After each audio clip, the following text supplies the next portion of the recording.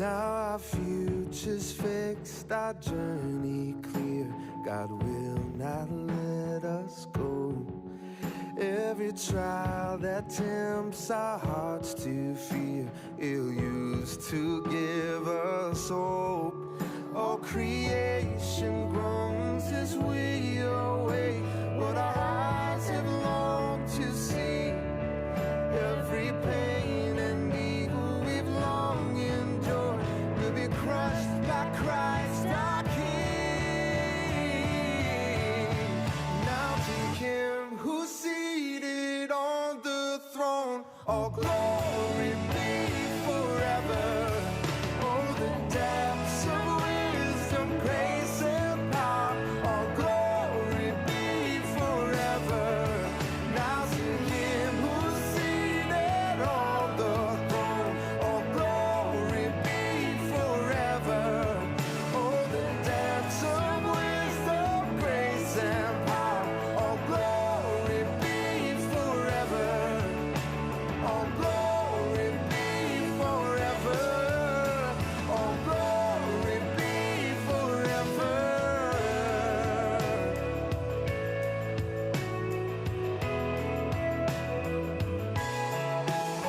You're glorious, Lord.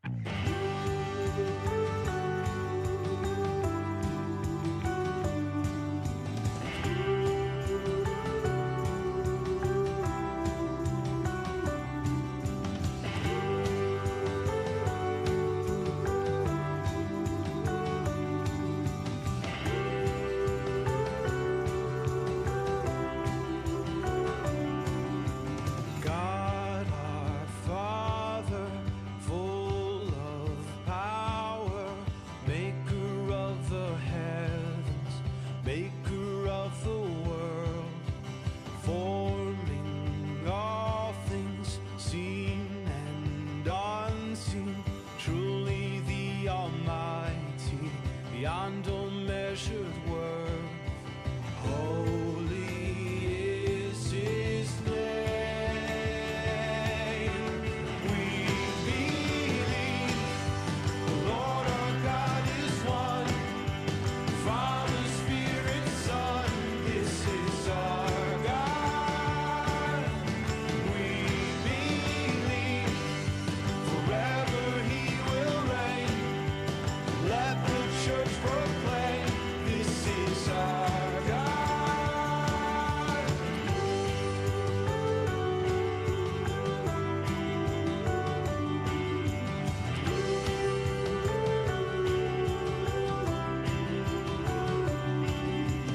Our Lord Jesus, sent to save us, born unto a virgin, lived a perfect life, greatly suffered, dying for us.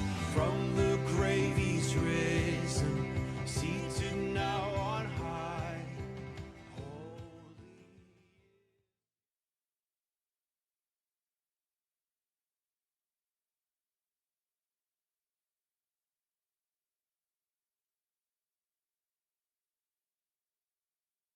Olive Branch organization. We know so much that this past year has been a concern for so many people, and health has once again come to the forefront in the discussion. And I'm so thankful that we don't have to do a lot of guessing when it comes to the body, when it comes to health. We're so thankful that God has given us this life. He's given us the ability to ascertain information as it pertains to our bodies. And we're so thankful today to be joined by our presenter, really world-renowned Dr. Fred Bisci, who has a pedigree like no other. And so you're truly going to be blessed by the information he has to share. See, God's heart is that we would have longevity, that we would have health. And today you're going to hear about the keys on how to make that happen. You'll hear about how nutrition plays a major role in that area. You know, when you talk about the body and you talk about eating well, typically people just think on the surface level. It's just about looking good because the spring is coming, the summer's coming. There's a wedding that I got to get ready for. But it's much deeper than that. And today, in between all of the incredible information that you'll receive, you'll find out just why it is God's will that we would thrive this way. Not just focus on surviving, but thriving. And so without any further ado, it is once again my honor and my privilege to introduce to you Dr. Fred Bisci. Doc? Thank you very much. Thank you very thank you very much for the opportunity to come here and share a little bit I know about superimmunity and longevity. I've been in practice for more than half a century, more than 50 years, probably about 53 years, and probably have seen someplace around 30,000 people with all different types of diseases and sicknesses. I believe as Christians, we have to take a good look at this amazing body that God has given us. It's so amazing. In all my years, the more I experience, the more I see, the more I do research, and I've been doing research constantly. I try to keep up with all the new changes, things that are taking place. And the more I've experienced in my own life, using my own body as personal research, the more I realize that the potential designed into the human body to live a rich, full life, relatively disease-free, over a long period of time is amazing. I'm always amazed by it. The human body has everything we possibly need. And if we provide what it needs and get rid of the things that are interfering with a healthy physiology, the body will work consistently well. But the thing is, we're falling into a state now where we're actually being indoctrinated into an abstract science about the body. And that pertains mostly to nutrition. When I first went to school, what I learned in school was a good thing. The science was a good thing. But I realized then that what was being taught about nutrition was more abstract. The beneficiaries of the healthcare system is basically more about the provider making money than the recipients having super health, being relatively free of disease. How I want to approach this is we have to take a good look at what's going on. Why we've been searching for a cure for the common cold ever since I can remember, back into the 30s and the 40s and time of World War II. People were worried about getting a cold and not getting the flu and not getting sick, which was very understandable. Why haven't they solved the problem with the common cold? Why are people still getting colds? Why are people still getting the flu? And now they're coming up with the coronavirus, which is a serious thing. I mean, there's people that are dying from the coronavirus. But the same factors that put a person in a position where they could succumb to the coronavirus is the same factors in the human body that are governed by natural law that help us develop degenerative diseases like arthritis, diabetes. There are factors in cancer. They're basically all inflammatory diseases. Why are there some people that never get colds? I'm sure everybody knows somebody that don't get cold. These people don't have a cold for 20 years. What separates them from a person that's people that have colds? There's a lot of people have colds all the time.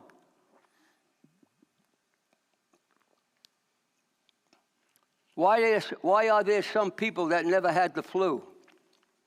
I'm one of those people. I've never had the flu. I'm 90 years old. I've never had the flu. Not because I'm anything special. I'm not special at all. It's because of the way I live my life. We have to take a good look at why some people struggle. Even though they want to eat a healthier diet, they find it difficult to eat a healthier diet. There's a major psychological component to hunger. All addiction works through the hunger drive. Any addiction you have works through the hunger drive. It works through the hypothalamus gland at the floor of your brain. It controls hunger, drug addiction, appetite when we shouldn't be eating. It all works through the hypothalamus gland. And we become addicted to this processed food. All these foods, who's going to say that ice cream don't taste good and pizza don't taste good? And there are healthy forms of pizza and things like that that we can make that are good for us. But there's a lot of these foods that we know are not good for us are making us sick. So we have to take a good look at how amazing the human body really is and where our immune system really exists in the human body. This is where I brought this schematic of our bowels. Right here, I'm going to explain to you, this is your immune system. You're looking right at your immune system right here. This is the key. What you put into your mouth and what is excreted from your body through the urine and the feces is what controls your immune system. The human body has approximately about 37 trillion cells, as best they can estimate. And we have 2 to 3 times more bacteria than cells we have living in our body. This is critically important. And I'm going to try to make it as simple as I possibly can. But sometimes I'm not always able to do that. I'm trying to get better and better at it. So there's 2 to 3 times more cells in the human body. Those cells are comprised of symbiotic cells. They are the good cells. They are the policemen in your body. They are the cells that go around in your body and scavenge and autolyze the pathogenic bacteria. We have symbiotic bacteria, pathogenic bacteria. Pathogenic bacteria, the bacteria that's going to make us sick. Then we have viruses. We have billions of viruses living in our body. Go online and check this out. So we have all these pathogens existing in our body. If you look at your hands under a microscope and you don't wash your hands for a couple hours, you'll see microbes all over us. These microbes and these bacteria living within us have so much to do with our immune system. They control whether we're going to get sick, whether we're going to get a cold, whether we're going to get a virus, if a virus is activated. Not all viruses are activated within the system, within the human system. I know people that have been exposed to the virus and they never had a symptom. They didn't feel absolutely anything. And they went and got checked and they had antibodies through the roof. I'm one of those people. I had a lot of people come to see me that had the virus. They told me a couple of days later I had the virus. And my daughter, I have grandchildren, it was during a snowstorm, and my daughter said, "Dad, go get checked for the virus. You know, you might have the virus. You were in somebody's company that had the virus." So I told my daughter, "No, I feel wonderful. I shoveled snow 4 hours one day, 4 hours the next day." I said, "I couldn't possibly do that if I was sick." So then I went to see a doctor friend of mine. He says, "Freddie, I don't think you had the virus." He says, "I saw you shoveling snow the other day in front of your house." So I said, "But I can't go see my grandchildren." So he checked me for the virus. He checked me for antibodies, and I had antibodies. They were through the roof. They were 196,000. And over 30,000, you're supposed to be okay. I never had a symptom. Now remember, somebody my age, if you get the virus, it could be fatal for some people. But it's not based on chronological aging. It's based on biological aging. So if you're able to eat a good diet, you will slow down the aging process. You're not going to slow the clock down. You're not going to stop the clock. But we do have control over the aging to a large degree. Now, I don't speak in absolute, so if I drop dead tomorrow, I don't want you to think I'm wrong, but this does, don't get me wrong, but this does work. I mean, and this is the way we were designed. This is the way we were designed. We can recover the body has the ability to recover from injuries. It's amazing how the body has the ability to recover from injury. And we have to realize it's designed into the body. The body is miraculous. Like, I've had numerous accidents, and if my wife is here, she could attest to it. I've had 4 brain concussions in my life. I had a hole in my skull that my body actually healed from. I was supposed to go under the knife. They were going to put a metal plate in my head and remove it. I didn't do it. I didn't do that. The anesthesiologist didn't want to put me under anesthesia because I've been heavily exposed to mold, and Pastor remember when the mold literally almost killed me, and the anesthesiologist didn't want to put me under anesthesia, which was a good thing for me because I went right back to doing what I always do. I went on a fast, I prayed, I stayed on the same diet, and of course I got better. They said this hole right here wasn't going to bone, wasn't going to fall in. It folded in and closed completely. So your body has this amazing, miraculous capability. If you live according to the natural law that was created for us to live by, you have a fabulous chance of, not developing some of the degenerate diseases that come along in a lifestyle. Now, the very same factors that cause us to degenerate with degenerate disease are the very same factors that make us vulnerable to the virus. The same thing. The body has this awesome immune system, NK killer cells. It's all programmed in there to seek out and zap viruses, NK killer cells, phagocytes. It's the whole T cells. I honestly believe that's why I didn't feel nothing, because when you eat a clean diet, you have elevated T cells. T cells are like the battering ram out there that goes before your immunity, and don't let these things affect your system. That's the key. And we have to remember what I said before, there's a psychological component to hunger. We are addicted to the very foods that are making us sick. That's why a lot of people, they really don't want to change their diet to help themselves. And if you eat an apple and you eat a carrot, eat a salad once in a while, it's probably going to help you, but it's not going to do what I'm telling you the human body is capable of doing. How do you do that? It's all based on what you leave out. It's like if I was a drug addict and I start eating a good diet and I say, what? Don't tell anybody, but I'm going to smoke a little bit of crack 3 times a week. Well, the good diet ain't going to help you. You have to stop smoking the crack. Stress is a big factor. Sleep.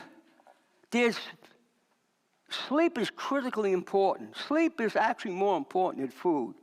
In this importance, oxygen, breathing clean air is number 1. Number 2 is drinking clean water, pure water. See, that's why I got this water. And this water it's amazing. This water comes from a special machine I was fortunate enough to get for free. It's amazing how good it makes you feel immediately.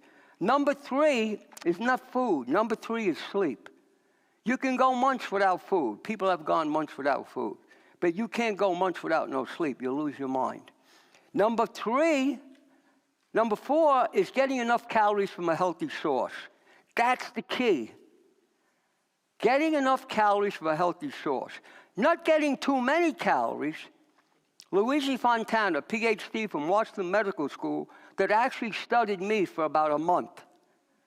to find out if a caloric-restricted diet will prolong your life. Obviously, it's true, as Luigi has proven. Now, if you go to social media and you look at the best way to lose weight, it tells you, eat foods that will speed up your metabolism. So you're forcing your body to burn body fat. Well, that's backwards. You want to eat a plant-based diet like it says in Genesis 1:29. It'll slow your metabolism down. Vegetables are negative calories. You won't get fat by eating a lot of vegetables. It's the processed carbohydrates and the processed fats that are doing us in. So if you eat a plant-based diet, fruits, vegetables, and there are people that are supposed to be experts telling you not to eat any fruit because of the sugar. There are a few rare cases where if you have bad candida or yeast infection, you don't eat fruit for a couple of weeks. But fruit, your brain optimally can only burn glucose as fuel. Ketones is when you're into starvation, you're not getting enough calories. Ketones are produced when you're burning body fat. So there's a lot of dietary lifestyles out there that are telling, like a ketogenic diet, a paleo diet, a macrobiotic diet, a raw diet, a pineapple diet. There's all kinds of diets out there. Your body is designed to eat a plant-based diet. Why do I say that? All you have to do is use a little bit of common sense here. You look around in nature. Every animals are instinctual. They gravitate towards their natural dietary adaptation based on instinct. They're not cerebral. We're cerebral. God has made us an uppercase animal. He's given us dominion over the animals. And people are trying to convince other people that you have to eat animal protein to get enough protein. Absolutely not true. Plus, I believe that, for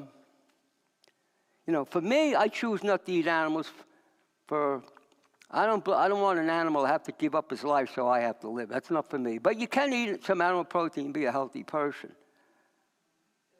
So can you get enough protein by eating a plant-based diet, by eating legumes and nuts and seeds? Yeah, of course you can. There's all kinds of athletes that are doing that now. But you can eat some animal protein. But one of the problems is, in our society today, that weakens our immune system is too much animal protein. Now, why am I saying that? Because when you eat the animal protein, the flesh of the animal, you're getting the nitrogenous byproducts, which are the waste, the urea and the waste that has not been excreted from the animal when he was slaughtered for consumption. So your body has to not only excrete your own urea, your own waste, when you're taking in the flesh of the animal to get the protein, and supposedly complete protein, you're taking in its waste products, which I don't recommend that you do. So we have a choice. If you want to stay healthy, you have to let your body have dominion over your chemistry. How do you do that? Based on what you leave out. And also, one of the greatest, how should I say this? One of the greatest assets we have as humans to remain extremely healthy is to understand that, not eating a day here and there or fasting. There's over 72 places in the scripture where it tells you to fast and to sanctify the fast, the fast through prayer. Now, I have a lot of experience. I studied with some Europeans, Sergei Flananov, Otto Buchinger. Of course, when I was studying, a lot of people in this country thought if you went without food, you were going to starve to death, and if you couldn't go a day without food, and they had to eat a heavy breakfast in the morning to keep your blood sugar up. That's not scientific at all. The reason why a lot of people, if they don't eat in the morning, they get lightheaded, that's toxemia. That's the release of the endogenous material that's upsetting their blood chemistry temporarily. So, as I said, I did a lot of to substantiate what was in the Bible. I didn't believe it, what was in the Bible years ago. I have to say that when I was a young, kind of, just didn't realize how profound it really was. And until I spoke to some of the Europeans, particularly Otto Buchinger, Ragnar Berg, and Sergei Filianov, who was a brilliant Russian scientist that was fasting people with schizophrenia years and years ago, which I had some experience doing that myself. I can't do this stuff no more because you can get into a lot of trouble, even though it was done successfully. So, fasting should be done under supervision. Anybody that decides to go on a fast for a couple of days for spiritual reasons, you could do that. Don't stop your medication. Should be done under supervision. But you could drink juices for a couple of days and it could help you. It could help your immunity. So you drink green juices, go without the processed food to give your body a freedom. You have to give your body a freedom to do what it's trying to do all the time. Your body's always trying to preserve life. It's always trying to keep you pain-free. It's always trying to keep an infection out of your body. Any kind of an infection, which is more than capable of doing.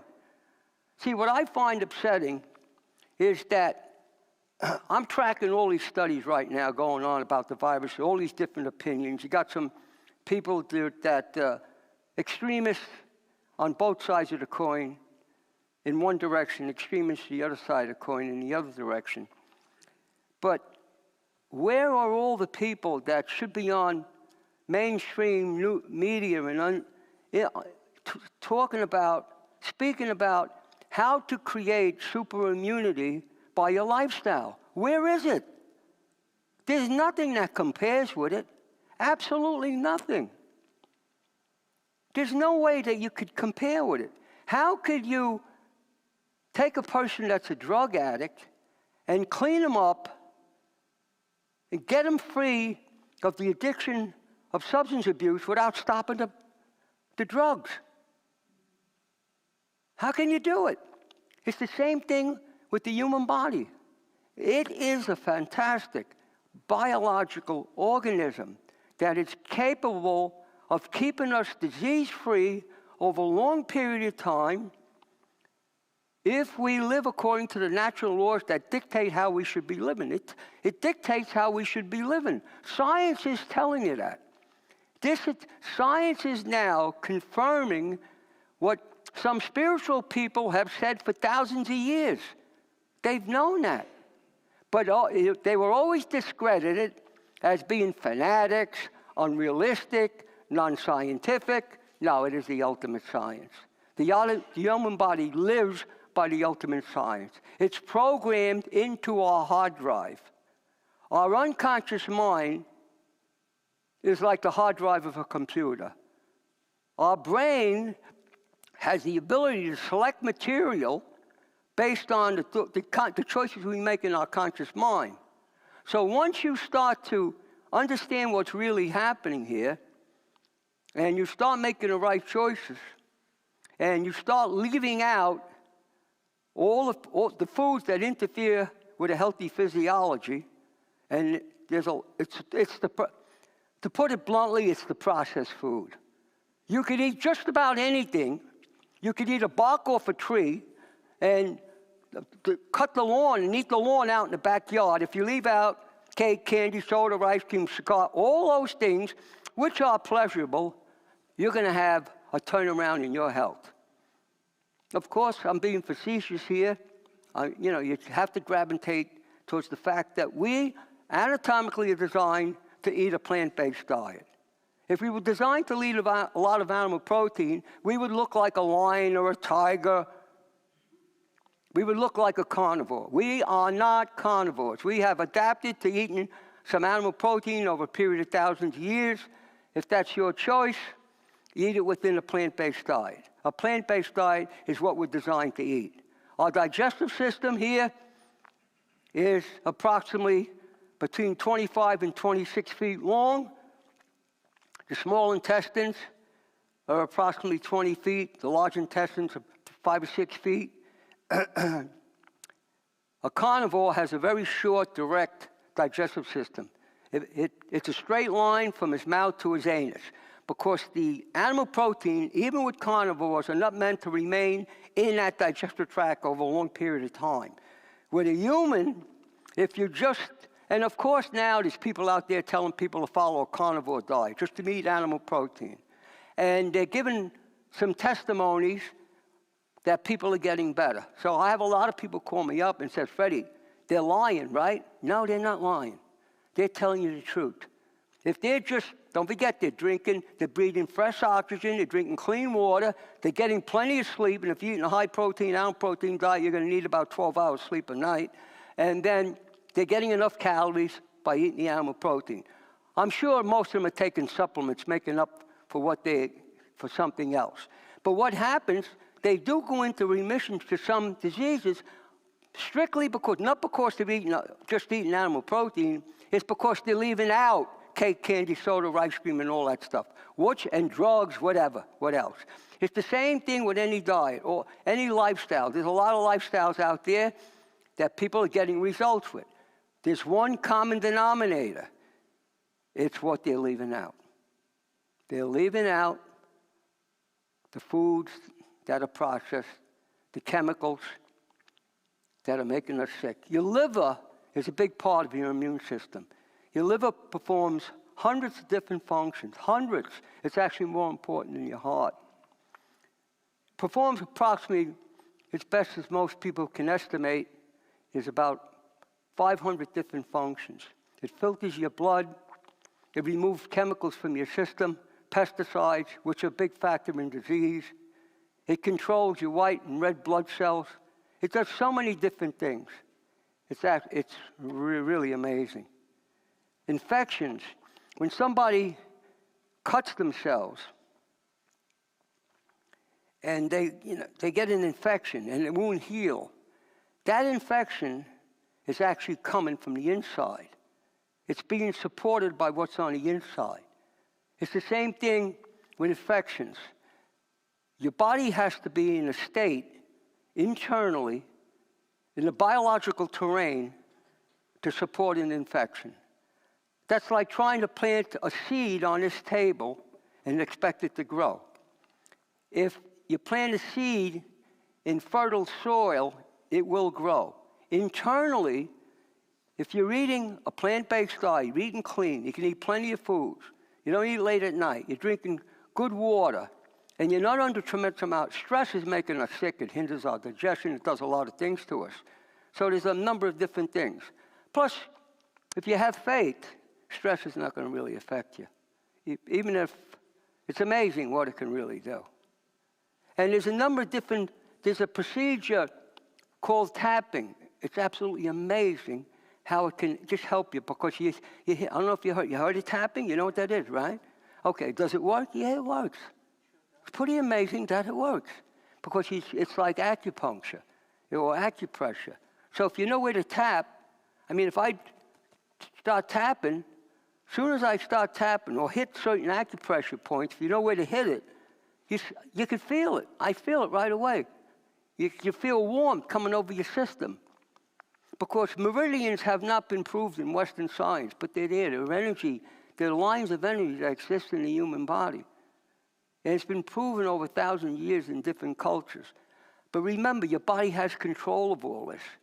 Your body has the ability, if you give it the freedom, to bring all this into play and not only keep you relatively free of disease, or if you get injured, to recover and to slow down your aging process. Now, I was very physically, not to use myself, I just want to use myself as an example, because I've had some real serious injuries. Real serious injuries. And I've been exposed to worse mold exposure. Had never been sick. My wife could confirm that. I didn't think mold could affect me, but it did. And it turns out that the healthier and stronger you are, the secondary disease in the molds will get deeply entrenched into your body, is what happened to me. Ate a hole right through my skull. Came right, my wife said I looked like a unicorn, but I recovered. I had half a shoulder from a head-on car collision. no pain. Broken bones, four brain concussions. I got hit by a line drive at a baseball game 2.5 years ago. Had to take me to a hospital. A week ago, I was at a ball game, another line drive. My wife was sitting next to me, missed me by inches. I said, what do I got to do, wear a helmet to a baseball game? This is unbelievable. So,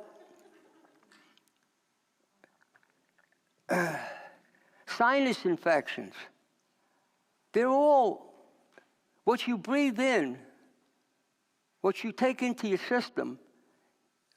Seasonal allergies. Once you're eating, they're all supported by your system. In other words, in order to have seasonal allergies, you have to have some information to make you sensitive to the pollen that's in the air. That's why people have seasonal allergies. They fast a couple of days, it goes away. And if they don't eat the inflammatory foods, it don't come back. I see so many people that have colds all the time, and you tell them to leave out the processed food and eat a clean, plant-based diet, and they don't get colds anymore. That's not uncommon at all. That happens all the time. If it don't happen, there's something unusual. But the whole problem is that us, or we as people, because we're cerebral, we have a tendency to rationalize, not to give everything up, not to give all the things that are causing us a problem. And the thing is, you have such tremendous variety to eat a real good diet. You know, you can eat fruits, vegetables, nuts, seeds, avocados, whole grains. Some people can't eat the grains, like millet and quinoa.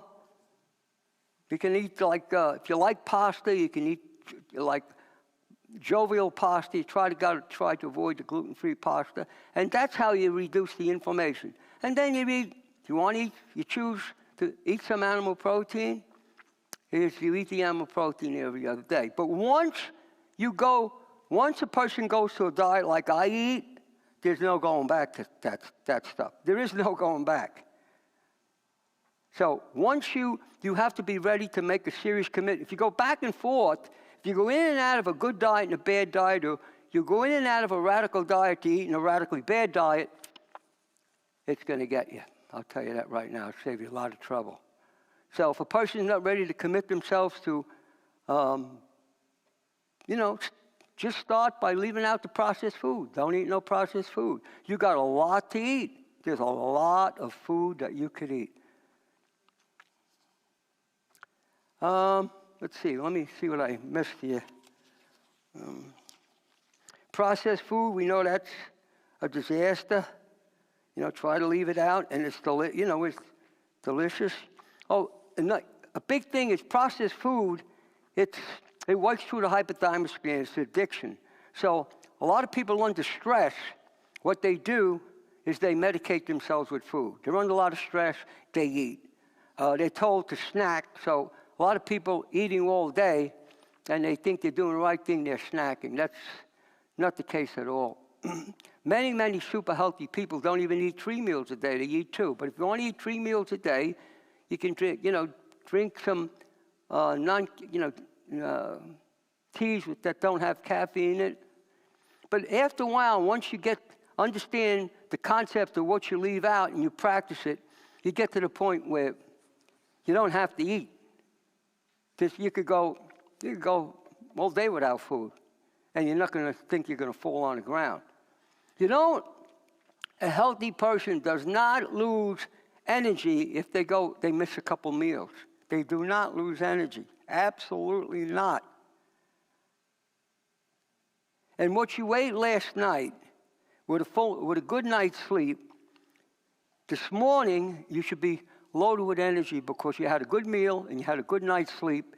And when you're sleeping at night, you're really actually on a self-dialysis process. You're really sleeping, you're revitalizing your body from that day's, what you ate, that day's activity, and the stress that you were under.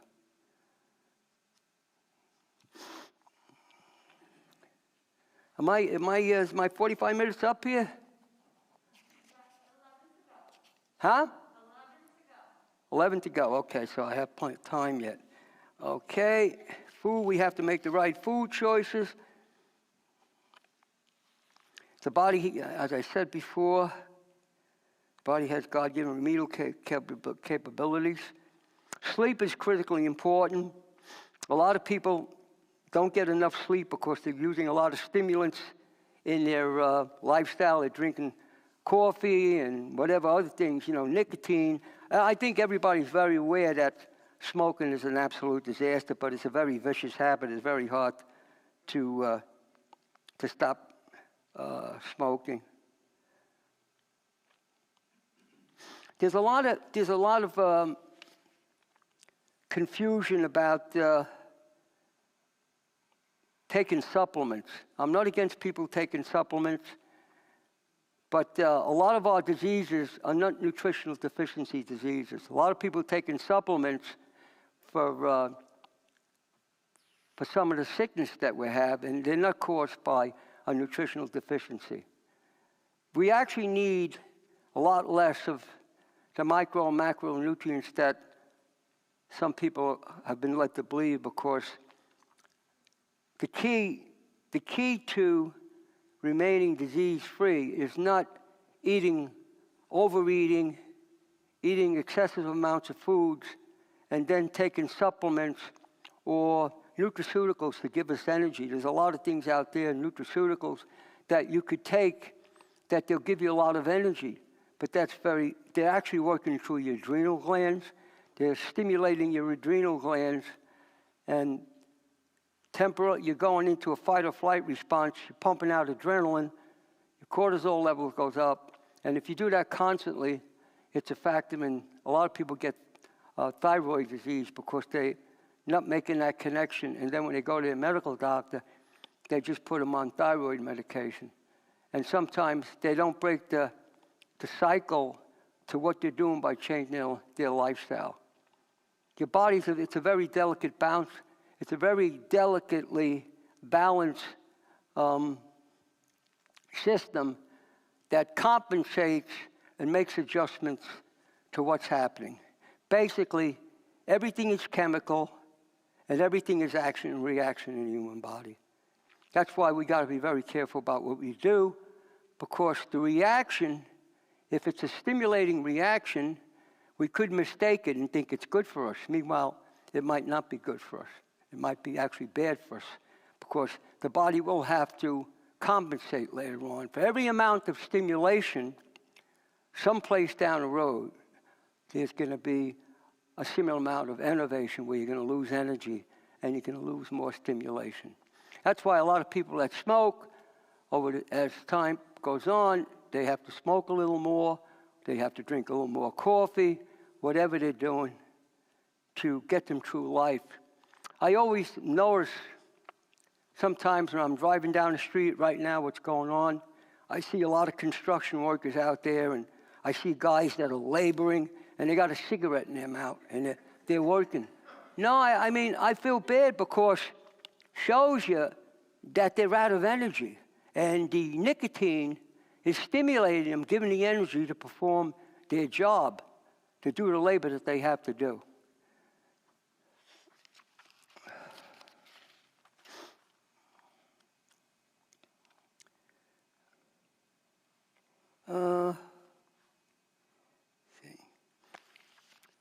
One of the worst habits that we can get into, and I think everybody's experienced this, is that late night eating. When it goes from daylight, I don't know how much is known about circadian rhythms in your body clock. It has a tremendous amount to do with how we feel, our metabolism. It has a lot of control over us. If we do the wrong thing, it has control over it. If we do the right thing, we have control over that. So when you eat it, when it goes from daylight to darkness, the optic nerve in your eye sends a message to the hypothalamus gland at the floor of your brain to start to slow your metabolism down so you could fall asleep. That's the reason why you can't fall asleep at 12 o'clock in the afternoon, because your metabolism is at probably at its peak between 12 and 3. That's when you really should be eating your heaviest meal. You have better digestion. So when it goes from daylight to darkness and your metabolism starts to slow down, if you eat, that food is not going to be completely digested and metabolized, and it's going to end up in waste. It can lead to inflammation, make you more vulnerable to pathogens and viruses. So and most people don't want to go to bed on an empty stomach. I have learned to go to bed on an empty stomach.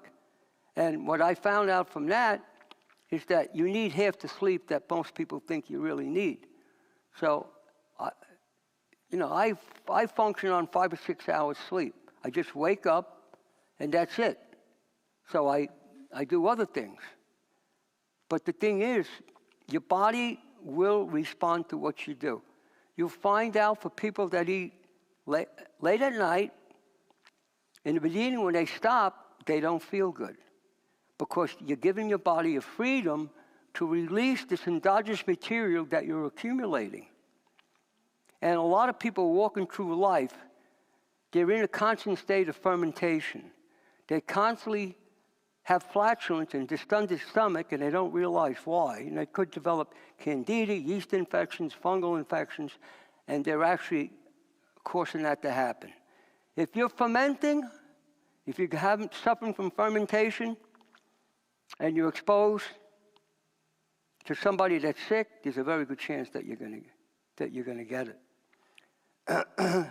You have to be exposed to them, though. In other words, they have to cough on you.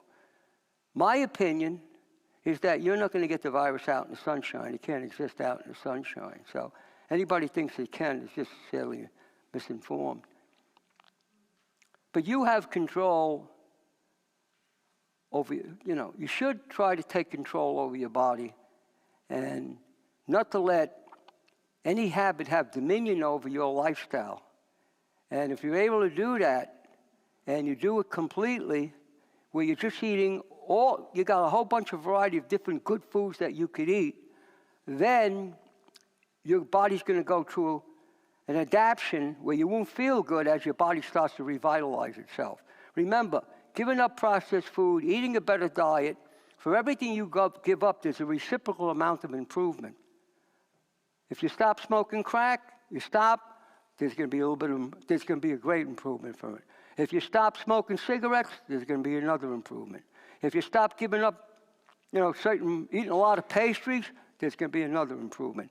But then you'll get to a point where your body is going to make a quantum leap, and it's going to have a tremendous revitalization, and you're going to go where what you think is a down period, and that's the withdrawal period. That's where you're being revitalized. That's where you're going to slow down your aging, revitalize yourself, have better skin, feel strong, and have a better chance of recovering from injuries. I can't believe that some of the injuries I had, the way I recovered from it. I'm not saying that to boast. I'm just telling you that you can recover from serious things. And of course, I'm all for science. I'm all for having a good medical doctor. I mean, I believe people should be going for blood tests to know where they're at. They need a good medical doctor that understands this part of the equation too, where they don't just put you on medication right away. Because a lot of times, I've seen loads of people come off medication very easily. The body took them off the medication because the doctor had to take them off the medication because their numbers were going to go too low. Things like blood pressure, very rarely does it not come down. Very quickly. Cholesterol, down. LDL, down. HDL, if you exercise and breathe, comes up. And breathing is extremely important. Deep breathing. There's a lot of people on taking medication for anxiety. They should find out about breathing. If you're having an anxious moment, you sit down in a quiet space, do some deep breathing. In the beginning, if you're not used to it, you might get lightheaded because your body needs the oxygen. But if you do this deep breathing, and you do a lot of it, all of a sudden your anxiety disappears. If somebody's checking your blood pressure, and your blood pressure's up and it could be anxiety, you take a few deep breaths, it goes right down, almost immediately. Your body knows what to do. And it has all the capabilities to do these things, even under difficult circumstances, to restore, revitalize you, slow down your aging process, keep you active so you don't have to become dependent on somebody else and end up, in some kind of a care system where, we really don't want to go. And I've been fortunate enough in my experience to see some people that were getting up there in years and were able to change their lifestyle and leave out the processed food and even go beyond further, maybe a little juice cleansing and, make a tremendous comeback. And of course, there's all kinds of things like hyperbaric chambers, hyperbaric medicine. I'm also certified in hyperbaric medicine, which I don't even get into. I used to have a hyperbaric chamber. I used to put people in there. It was tremendous. And a lot of times they were being told by healthcare professionals not to get in there, which is utterly ridiculous. They got in there. I wouldn't put anybody in there if I thought there was any chance of them being damaged. I would never do that. There's a lot of controversy. A lot of it has to do with money. We've been indoctrinated into a healthcare system. There's some fabulous doctors out there and scientists out there. Tremendous struggle going on right now amongst the greatest scientists in the world about what's taking place. A tremendous struggle is taking place right now. And I'm being a witness, and I'm part of that. But everybody has to make up their own mind, their own choice. And my hope, my prayer is that people that are sitting here will make a choice to make intelligent choices to realize that their body has the ability to heal them. If they have to give up something that's making them sick, I would say it's a good idea to give up the processed food and to get into some form of exercise, get out there and start walking and breathing fresh air every day. Respect other people. In order to go into the store, if they want you to wear a mask, you wear a mask. I carry this thing around my neck. If I see I'm making somebody nervous, I put it on. But I'm going out in that fresh air. I'm not going to get that virus out in that fresh air. And if I'm eating correctly, I'm not worried about it. And a lot of, I won't go into testing. There's all kinds of things going on that I'm very familiar with. I won't go into that. I don't want to confuse anybody or create a dilemma. But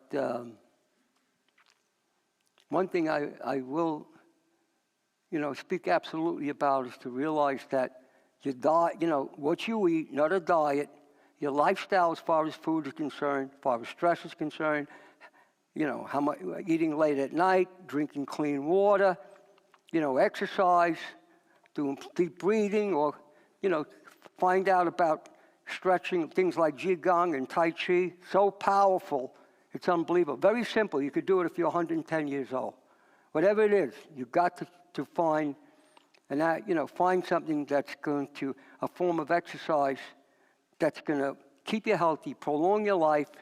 There's a lot of forms of exercise. They're very good to develop a lot of muscle. You have to eat a certain way, but they don't promote longevity and freeness from disease. Okay, I guess that's it. I'm going to be answering questions now. I'll be very happy to answer the questions. I think Marcel is going to come up and we're going to have a little chat here. Oh, Ray. Yeah, but keep in mind about the bowels. This is it. This is where your immune system is. There's trillions of bacteria. You have control. The symbiotic bacteria will keep you free of the virus. If you're eating bad, you're feeding the pathogenic bacteria and the viruses. You're feeding them. So that's the key. Well, firstly, just want to thank you so much, Dr. Bisci, for this valuable information. I know I was taking a lot of notes. Before we have the opportunity for audience members here today to ask questions, I wanted to make sure to ask you a few questions submitted by registrants and by online viewers. So greetings again to those that are watching on the live stream. One question coming from Donna from Facebook is, what is your recommendation around collagen and protein shakes? Collagen and protein shakes? Well, your body, remember what I said before about chronological and biological function in the human body. Collagen is a necessary protein that we need for our hair, our skin, our nails. And a lot of people are being told that when you reach a certain age, maybe 30, 35 years old, your body stops producing collagen. Not true. Obviously, I'm still producing collagen. My skin seems to be holding up pretty well. I'm producing plenty of collagen. So you have to be careful about the collagen. It does have benefits. Your body does produce it. A lot of collagen is, I'll put it this way, if somebody's battling cancer, I certainly wouldn't start using a lot of collagen because there's excess amounts of proteins and processed sugars has a lot to do with the proliferation of a cancer cell. So I have no problem with it in context, as long as you don't overdo it. You only need a small amount in the context of eating a diet. If you're eating a good diet and you constantly are detoxifying, you really don't need it. But you can utilize it in small amounts. But it's another marketing procedure. It's another thing where people are overdoing it. You don't really have to overdo it. And protein shakes. Protein shakes? I think they're definitely not necessary. And if you want to have 20-inch arms, you need extra protein to develop that muscle. I'd rather see a person get their protein by eating a good source of protein they could just take into the system, like legumes or even some animal protein if they don't have an issue with that. The best supplement for that, I believe, is something called MAP. It's a master amino acid patent developed by a friend of mine. It's a doctor in Italy. I've seen how well it works. I have a lot of friends of mine that are athletes. They use that because it has 99.5% absorption. There's no nitrogenous byproducts. So when you're taking protein shakes like whey protein, you're getting nitrogenous byproducts. And it's the most growth promoting. It's very growth promoting. But the most growth promoting are not always the best thing. So go easy on the protein shakes. They're not a necessity if you're eating the right diet. Great, thank you.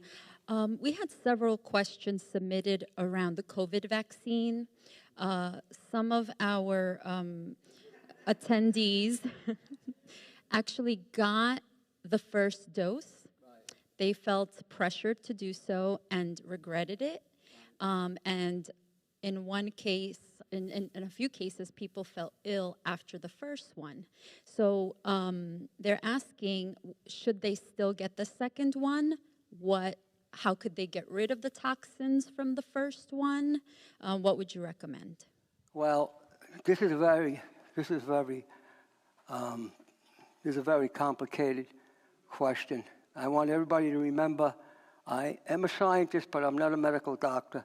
I really shouldn't prescribe anything one way or the other, but we have to look at. Let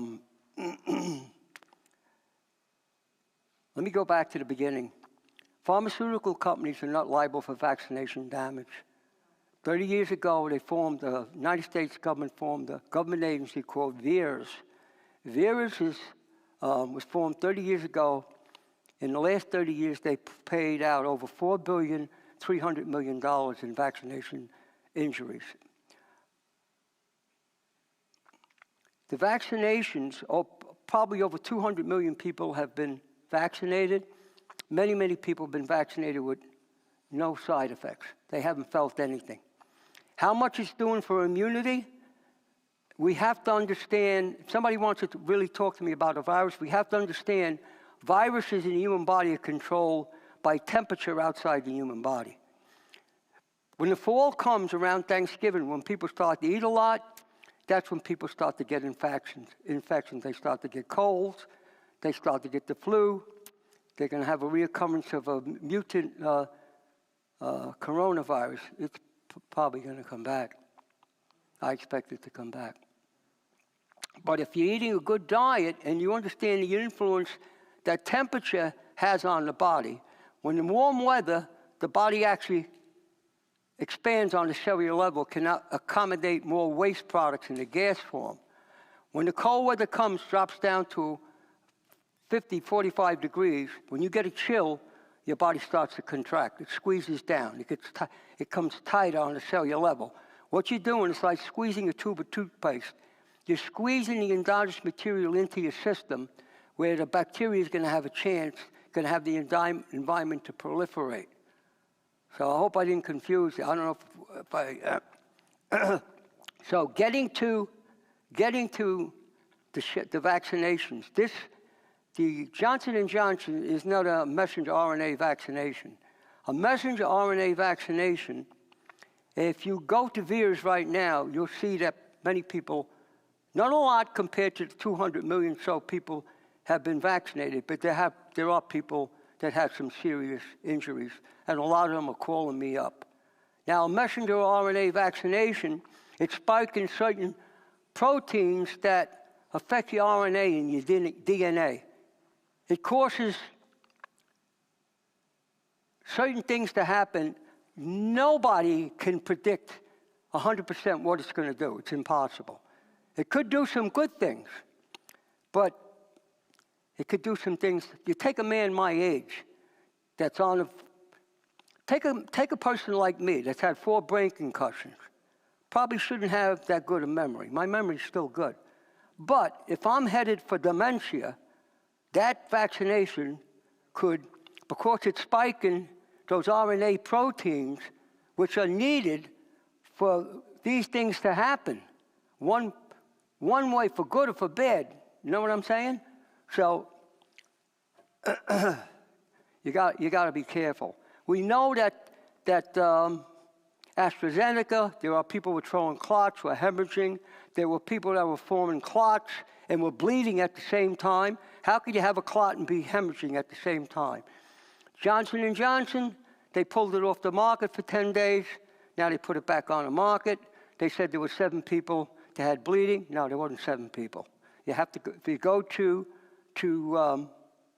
VIRS, government agency, they're making it harder and harder to get in there. It'll tell you exactly how many people that suffer from excessive bleeding. Some people that were young people, they didn't expect, they weren't candidates to have strokes. They had strokes. They had bleeding episodes. Can you prove this stuff? No. How can you prove it? That they don't even look at it. How can you go to the person that gave you the vaccination, ask them to confirm that you had a vaccination injury? So that's why you have to focus on this. It's a personal choice. There are, as I said before, there are millions of people that have been vaccinated. They haven't had an injury.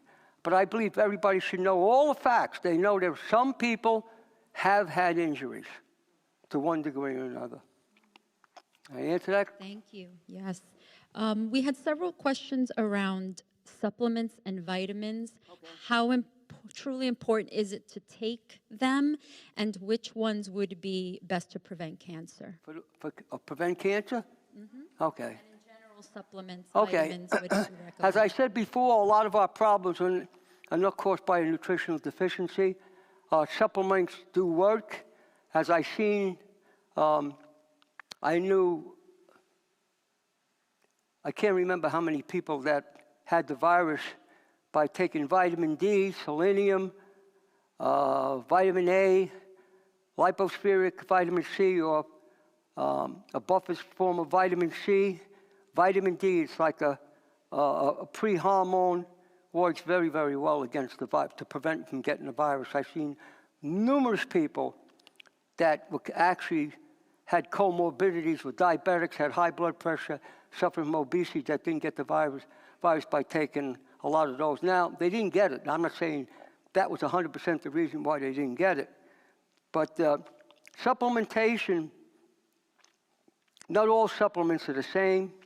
A lot of supplements are synthesized chemicals. They don't work the same way. You should always use, unless you're using the supplement pharmacologically like a drug, then it should be in a high dose. If you're using it supplementary, nutritionally, it should be a whole food vitamin, low dose, and they work very, very well. They could fill out the spaces where you're not getting enough in your diet. But remember your lifestyle. Remember, the key is what you leave out. That's the key, where you have all the energy and everything.